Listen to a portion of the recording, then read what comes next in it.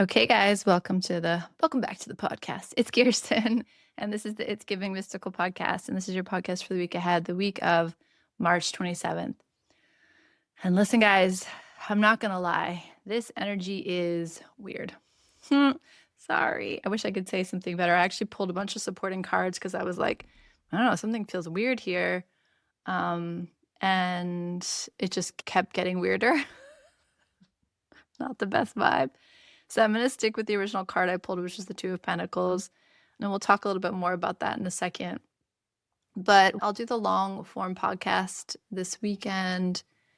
That will be Emperor energy and Temperance energy. And those two they seem like they should get along really well. It seems like there should be this, I don't know, natural kind of pacing and rhythm and patience to both of them, but they're actually quite strange bedfellows. They don't quite speak the same language. They don't communicate very well together. So we'll get into that in the podcast, but I guess I want to say to everyone, take it easy.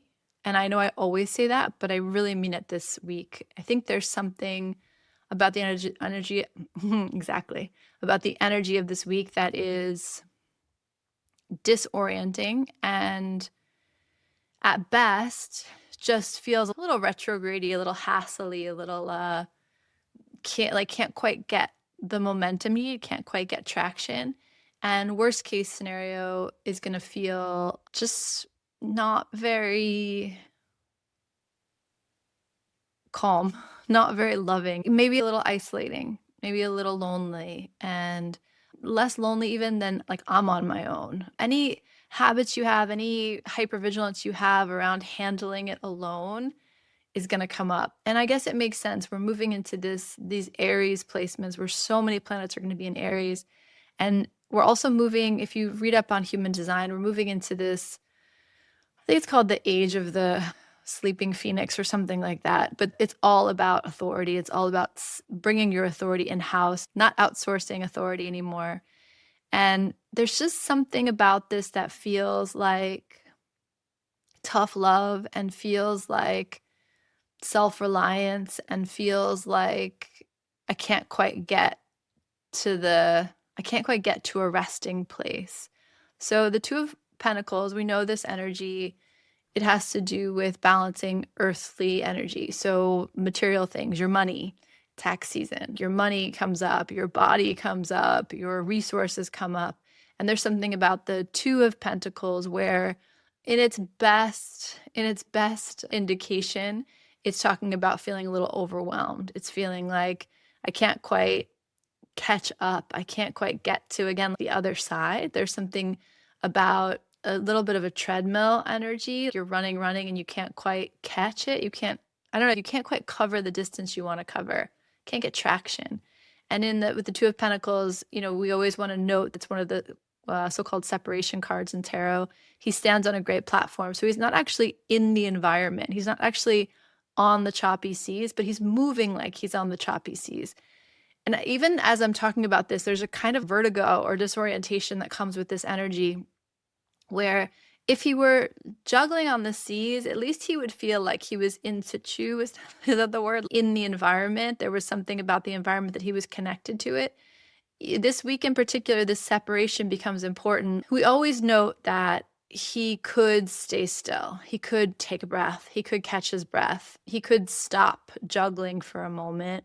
He could get real for a moment. But in this reading of this card, it feels like the separation is even amplified. Like he'd actually be better off on the stormy seas because he'd be like, oh, it's me in the ocean. There's a part of this that's not on me. There's a part of this that's me living in an environment. But here, he can't really blame the environment. He can't really blame the ocean. And he also is disconnected from the environment and the ocean. This is this feeling of kind of isolation or loneliness or just on my ownness. It gives me like a taste in my mouth. And the taste in my mouth is a kind of hopelessness. I know it's harsh, but that's why I kept trying to pull cards and be like, wait, what? Because it feels like this resignation, the sense of it's always going to be like this, the sense of I'm never going to get to the other side. It's a little Debbie Downer For sure. I really do try to hold on to and feel into the possibility, the hope in all of these energies. And I do still feel that here. I know that you'll get to the other side of it. I know there's something about learning how to balance differently, how to manage your resources differently, how to hold it all differently that will be helpful, that you will benefit from.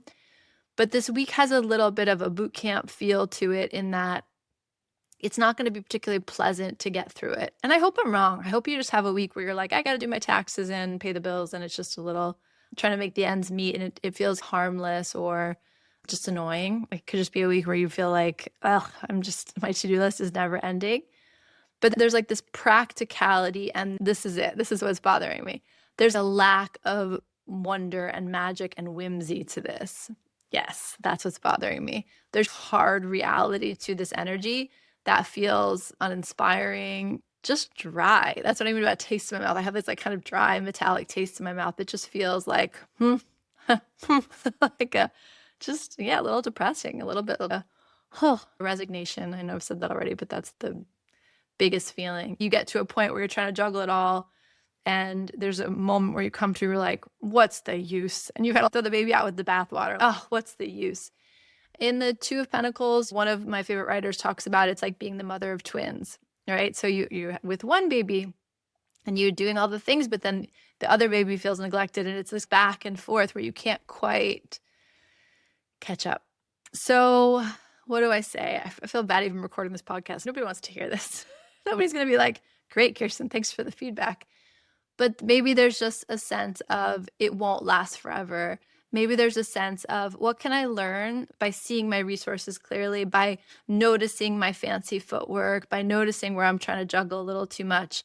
And I think maybe the key message, besides it doesn't have to be so heavy, it doesn't have to be so dry and all-consuming. So it might serve you well to get in the ocean. It might serve you well to go put your feet on the earth. There's something about that disconnect. You get wrapped up in these resources, wrapped up in this earthly challenge, and you forget that you're of the earth. You forget that you're in a system.